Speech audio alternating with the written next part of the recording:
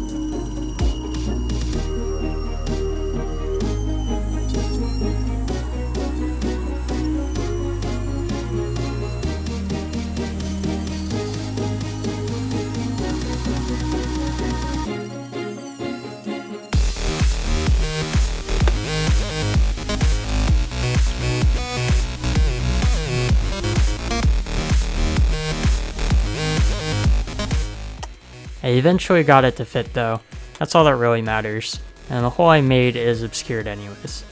There's not a lot of room between this and the engine, but I discovered I couldn't push the motor back for unrelated reasons. This came from Rick's Tanks. I got this for the baffle inside, and it allowed me to use the OEM fuel pump from GM so I wouldn't have much of an issue getting replacement parts.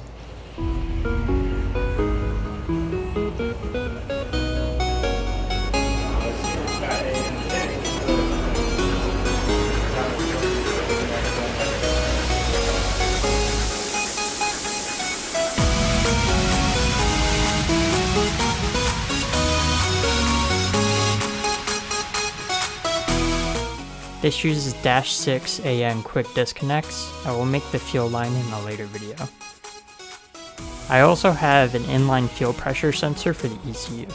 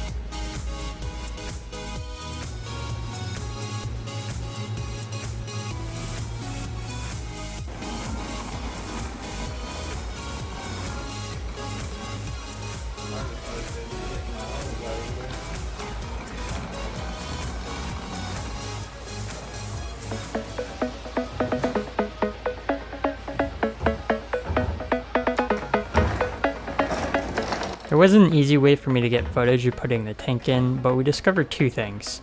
The tank straps are different lengths on each side, and I lost the bolts for the straps.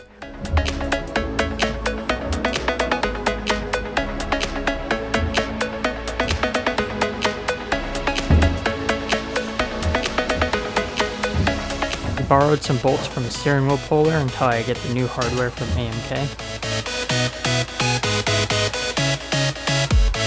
That's it for this video. On the next one, we'll be patching holes on the firewall. Remember to like, comment, and subscribe.